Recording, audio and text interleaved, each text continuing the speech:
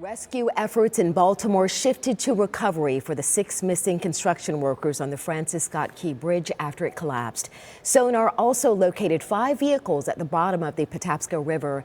Dive teams are preparing to return to the water after being told to stop last night because of challenging overnight conditions. We will, of course, be following the latest out of Baltimore this morning. This tragedy may seem familiar to many of you in the Bay Area because in 1980, a freight ship crashed into the Sunshine Skyway Bridge, causing a portion of it to collapse. And it changed the way engineers designed and constructed bridges moving forward. Our Heather Lee's in studio with more on this. Good morning, Heather. Well, good morning to both of you. We had to dig through our old tapes to find this video right here. 44 years ago, what happened in Baltimore happened here. It was an absolute tragedy that took 35 lives and changed Tampa forever. It's video that makes your stomach churn. The terrifying moment the Francis Scott Key Bridge in Baltimore falls to the water. I was met with a broken heart. Stephen Yared knows this type of tragedy well.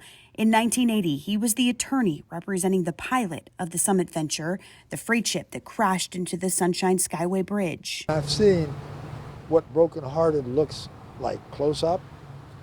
I was down when they were bringing the bodies in at the coroner's office.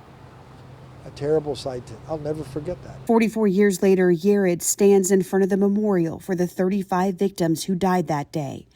1,200 feet of concrete came crashing down when the bow of the Summit venture pushed into a support column.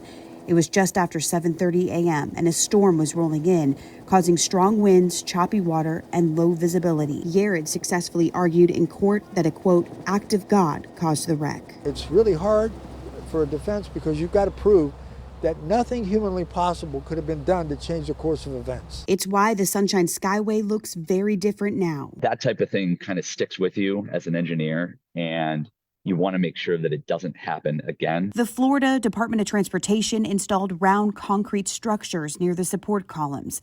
There's also rock islands, a wider channel, and the bridge itself is much taller. Bridge engineer Zach Haber explains why those differences will help prevent a collapse in the future. Those things are put there as countermeasures, right? That in the event that you had a ship or a vessel that were to go off course, they're there to effectively protect the structure from a collision like the one that we saw in Baltimore. Yared helped release a documentary called The Skyway Bridge Disaster 3 years ago, and he hopes this story will continue to be told. To have it happen again in my lifetime,